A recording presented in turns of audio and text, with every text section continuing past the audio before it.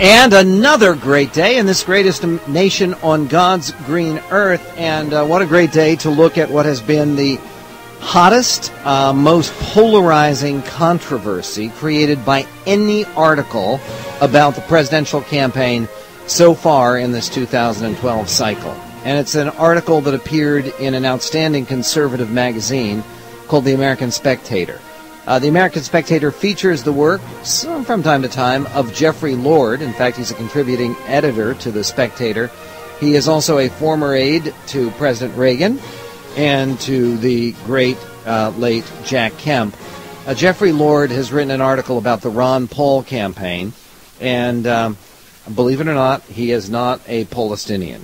He is not a great fan of Dr. Paul or of his campaign. Jeffery Lord, thanks very much for joining us. Thank you, Michael, for having me. Pleased to be here. No, it's a pleasure, and I know that there are people already right now who are great enthusiasts for Dr. Paul, who are picking up the phones, getting ready to rip you, so let me help them. They're pouring through my computer still. 1-800-955-1776. Actually, I think your article's very entertaining. The article's posted up at our website. It's called Ron Paul and the Neoliberal Reeducation Campaign. But even more entertaining than your article has been some of the response it's received, which we will get to. Let me start off, rather than just trying to summarize your piece, by looking at some of these stunning poll numbers that have just come out. The most recent Gallup USA Today poll of Republicans and Republican-leaning independent adults, showing Rick Perry in the lead for the presidential nomination, 29%, Mitt Romney, 17%, and then Ron Paul at 13%, ahead of Michelle Bachmann. Do you think that Dr. Paul is going to be the Republican nominee for President of the United States? No, absolutely not. I agree with you on that. Why not? I hate to sort of be sort of shading my meaning there, but never. It's not a prayer. Right. Basically, my argument about this, and I think it's similar to the arguments you make in your piece, has been that President Reagan, who you served nobly, was famous for uniting these three legs of the Republican stool, so-called, which is security conservatives, he was one of those, and economic conservatives, he's certainly one of those, and social conservatives, he's certainly one of those. Now, Dr. Paul might be an economic conservative, but he's not a security conservative, not even close, and he's not even a social conservative either, not when in his campaign he's talking about things like legalized drugs and legalized prostitution. So when you can't bring together people from the security and social issues wings of the party with your economic conservatives, it's not really a path to victory, is there? No. Well, the thing that concerns me, frankly, about the Paul campaign is this really, to me, is not about the presidential campaign. The presidential campaign is a tool, really, which is fair in American politics, to try and re-educate people to what I call their alternate universe of reality here. Their reality is a world where Abraham Lincoln was a tyrant and the Confederate States were poor and oppressed, and woe betide these folks. And then of course sub rosa, there's the Jews. We've got to watch out for them. This is just despicable stuff. And I've met Ron Paul, and he certainly seems to be in person a very, very nice guy, very decent guy. I certainly so far have liked his son Rand. But when I started to dig through this stuff, I mean this is just appalling. And I get, Michael, as I'm sure you do, and anybody who is in the media in any fashion, we're constantly getting things from campaigns and supporters of candidates about, A, B, C, or D. This is the only group that I have ever gotten things from with titles, and I sent this to your producer yesterday with a thing that says, "Who controls the United States economy?" and a list of prominent Americans, after which is their title or former title, and it says Jewish. Now, never in my political experience have I gotten that kind of stuff from any kind of a candidate for anything of any serious note. I mean, this is despicable. And there's an interesting one of the interesting people that they talk about, the Paul people, and they hold out as an example as a conservative who holds or shares Dr. Paul's, Congressman Paul's views, and that's the late Senator Robert Taft of Ohio, who was, for your listeners who might be a bit younger, was a U.S. Senator from Ohio. He's the son of President William Howard Taft, and he was quite prominent from his entire time in the Senate from 1938 to 1953. Ran for president 3 times and lost. But he was known as Mr. Republican, and he was quite conservative in his political views, and he had foreign policy views quite similar to Ron Paul's. There is a key difference here. Senator Taft was hugely popular with the Ohio Jewish community, and in fact, when he had one of his close re-election races, I think in 1944, it was the Jewish community of Ohio that saved him from defeat. There was a Cleveland Republican Jewish boss who was known universally as Czar Bernstein. And he was the boss of the Jewish Republicans in Ohio, and that was at a time when the majority of Cleveland Jews were Republican, and they were hugely close and enthusiastic with Senator Taft. Exactly. And my point is here, if Congressman Paul, I mean, I've worked for a congressman and a U.S. senator in the beginning of my career. I mean, if Congressman Paul were, really concerned about this kind of thing, all he'd have to do is pick up the phone and start calling rabbis and various influential Jewish leaders in this country and say, hey, let's get together. I'd like to talk. I'd like to explain my position more clearly. That seems not to happen. And you have to wonder, what's the story here? Well, I had the opportunity to speak to Congressman Paul during the last campaign, and he hasn't agreed to come on the air with us this time.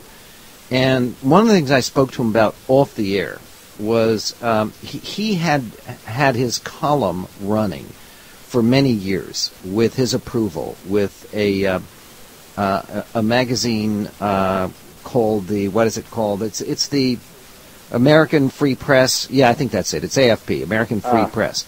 It's Willis Carto. It's nakedly anti-Semitic. They're Holocaust deniers. They are people.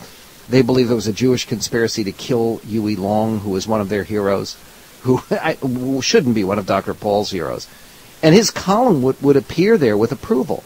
And see, the point that I make with people on this, I don't believe that all or even most of Ron Paul's supporters have any anti-Semitism in them at all. Most Ron Paul supporters are sincere, decent, patriotic people who agree with some of Dr. Paul's ideas. Very, very few of them are anti-Semites. However, virtually all active and open anti-Semites in America are supporters of Dr. Paul. Right.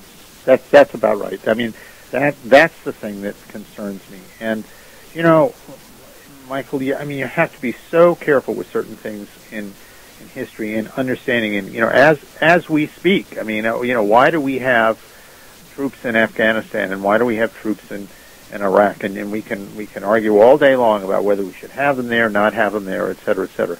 But it is to deal with an enemy that has as his number one goal eliminating Jews of this earth. And of course, Iran is certainly in the forefront of this kind of thing. But let's make clear here for people, just so that we can avoid what we are undoubtedly going to hear otherwise. You're not Jewish, are you? No, and I think that's important, because I'm your basic old line, and for generations and generations, Congregationalist Protestant. Okay. Think the Pilgrims here, and that's why I wanted to raise that. I thought I should raise the issue, because it is hard for my Jewish friends to speak out in some cases for the obvious reason that they are Jewish. 21 minutes after the hour on the Michael Medved Show, talking with Jeffery Lord. He's a former aide to President Reagan, former aide to Jack Kemp. He is a contributing editor to the American Spectator, where he wrote a very compelling, hugely controversial article about Ron Paul and conservatism. We will be talking about that article with you. You can text us. You can also become a Medved Mobile Club member by texting the word Medved to 77569, and we'll read some of your texts on the air. Mr. Lord, before we go to to our callers. You worked for President Reagan. You worked for Jack Kemp, two great conservative heroes. To the very best of your knowledge, and you're an established historian, did either Jack Kemp or President Reagan ever turn away from major Republican candidates and support somebody with a third-party bid?